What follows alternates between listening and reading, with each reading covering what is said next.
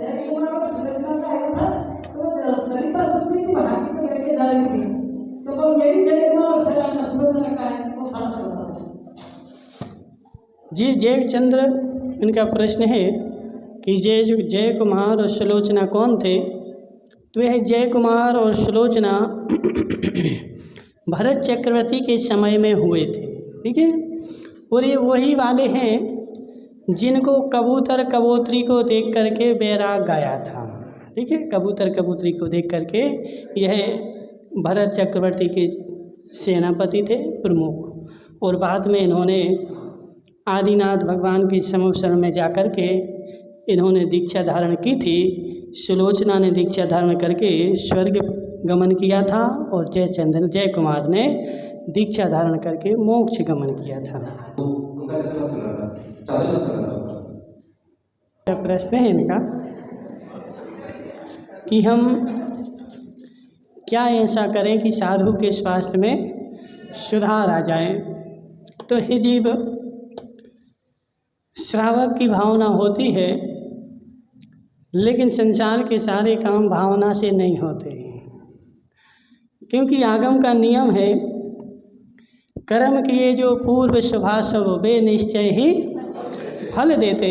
तो जब अशुभ कर्म उदय में आते हैं तो दवाइयाँ भी काम नहीं करती। अब चाहे मुनिराज हो, चाहे श्रावक हो और चाहे तीर्थंकर हो, तो हम तो मुनिराज के लिए क्या कर सकते हैं, दवाई दे सकते हैं, आहार दे सकते हैं। तो यह तो बहिरंग निमित्त है, लेकिन ठीक होने के लिए साता वेदनी का अंतरंग निमित्त भी तो चाहिए ना। तो वो उनकी ही साता की उदीर्णा जब होगी, पुण्य का उदय जब होगा, तभी तुम्हारी दवाइयाँ काम करेंगी। और जब तक उनकी साता की उदीर्णा नहीं होगी तब तक हमारी दवाइयाँ काम नहीं कर सकती हैं। इसलिए हम भावना भाएं कि स्वास्थ्य ठीक हो जाए। तो हम भावना भाएंगे तो हमें तो पुण्य का बंध हो ही जाएगा।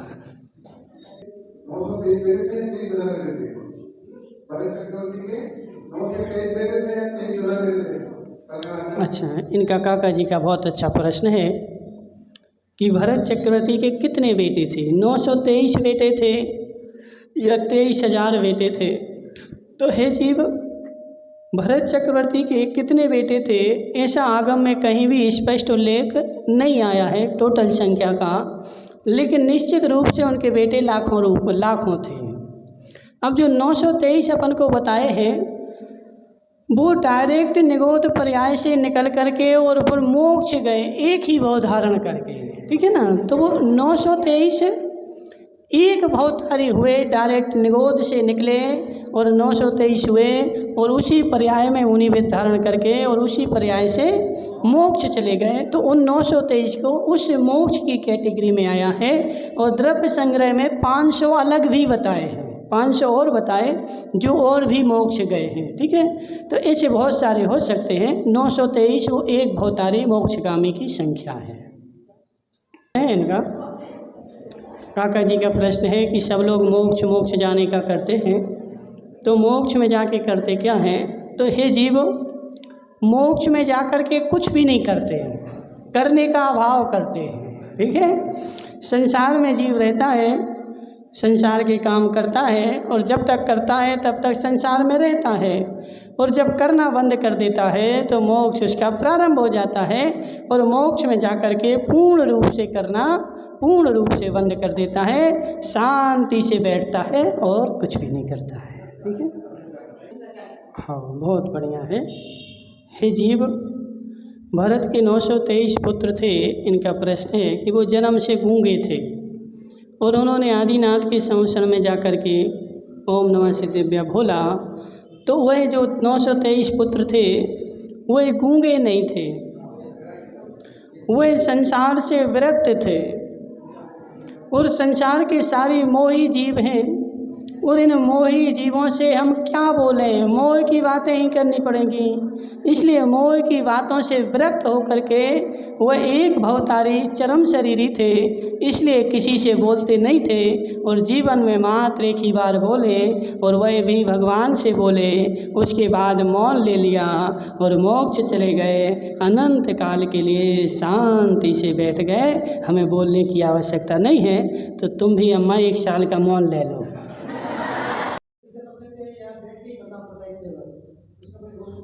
बहुत अच्छा प्रश्न है इनका कि जो पाठ है या चालीसा है और हमको कंठस्थ याद है, तो उनको हम चलते फिरते बोल सकते हैं या बैठ करके ही बोलना पड़े। तो हे जीव, पाठ और स्तुतियाँ जो होती हैं, इनको चलते फिरते बोलने में कोई दोष नहीं होता है, ठीक है ना। तो पाठ है, स्तुतियाँ हैं, कोई विशेष मंत्र वगैरह हो तो उसको चलते हुए नहीं बोलना, विशेष मंत्र हो, ठीक है। क्योंकि चूँकि हम लोग भी जितनी भी मालाएं फेरते हैं अधिकतर वो बिहार में चलते चलते ही फेरते हैं। क्यों फेरते हैं? क्योंकि बैठ के तो इतना समय मिलता नहीं है, और बिहार में चलते हुए सामान्य मतलब जो प्रायश्चित वगैरह है इनकी मालाएं हैं, तो जी हम लोग बिहार में कर लेते हैं। तो चलते हुए स्तुति बोलो, पाठ बोलो, इनमें कोई दोष नहीं होता है। अनाहारक कौन सी अवस्था में होता है? तो हे जीव, जब नौ कर्म वर्गणाओं को जीव ग्रहण नहीं करता है तो उस अवस्था में जीव अनाहारक होता है, और ऐसी अवस्था जीव के साथ विग्रह गति में बनती है। विग्रह गति में जीव नौ कर्म वर्गणाओं को ग्रहण नहीं करता है, तो विग्रह गति में 1, 2, 3 समय तक अनाहारक होता है।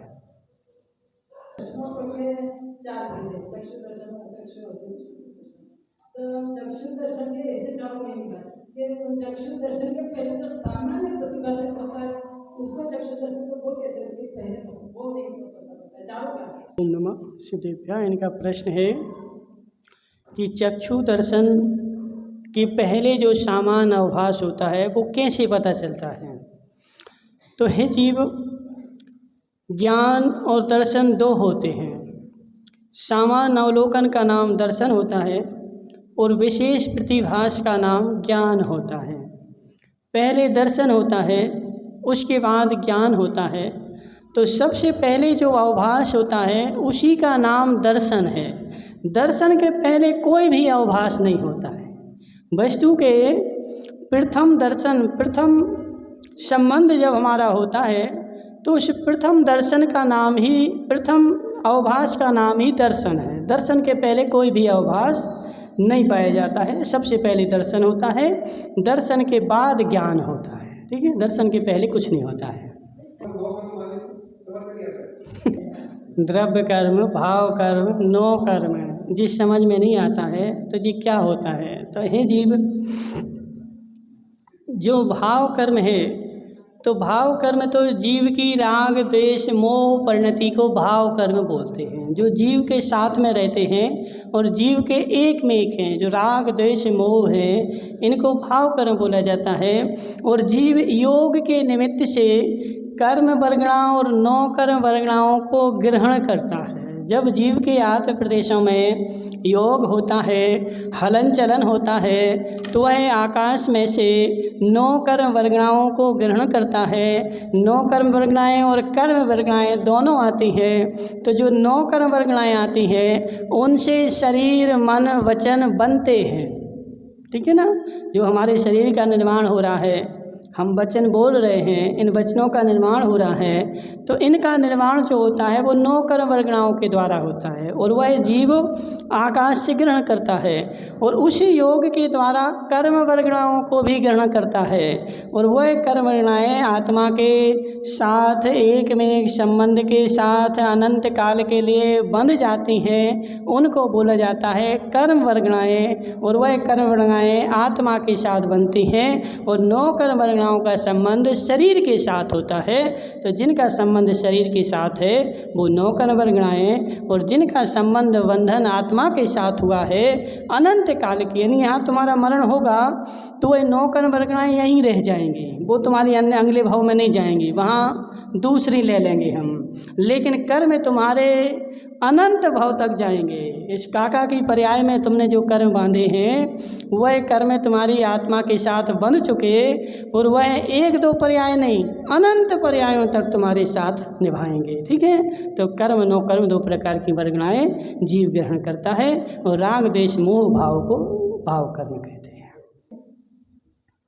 बहुत अच्छा प्रश्न है। बच्चे का प्रश्न है, कैलाश पर्वत कौन से लोक में है? तो हे जीव, कैलाश पर्वत मध्य लोक में है। ठीक है ना, मध्य लोक, ऊर्ध्व लोक में नहीं है, अधोलोक में नहीं है। कैलाश पर्वत इसी मध्य लोक में है और इसी मध्य लोक पर आता है। जो कैलाश पर्वत है वह विज्ञान की गणना से दूर ही है, उसमें खाई ही 60 लाख किलोमीटर की खुद गई, तो इतनी खाई विज्ञान खोद ही नहीं सकता और उतनी कल्पना ही नहीं कर सकता। वह सारा विज्ञान की कल्पना से परे है।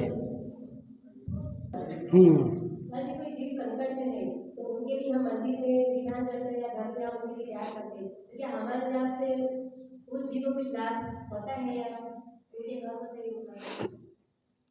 बहुत अच्छा प्रश्न है इनका। कोई जीव संकट में है तो संकट में फंसे जीव के लिए हम मंदिर में क्रियाएं करते, विधान करते हैं, जाप वगैरह करते हैं, तो उस जाप से उस जीव का भला होगा या उसके कर्म के अनुसार ही होगा। तो हे जीव, ये हमारा जाप हमारी भावना का निमित्त संबंध है, और हमने उसके लिए अच्छी भावना भाई तो हमारा तो अच्छा नियम से होगा, और यदि कदाचित उसके भी शुभ कर्म सत्ता में था तो वह उदीर्णा में आकर के उसका भी अच्छा हो सकता है। ठीक है ना, तो उसका भी सत्ता में बहुत सारा रखा था और हमने अच्छी वर्गणाएं प्रेषित करी भगवान के पास या घर में जाप करी, तो उसके निमित्त से उसके पास सत्ता में शुभ कर्म था तो उसका अच्छा हो सकता है, इसमें कोई बाधा नहीं है।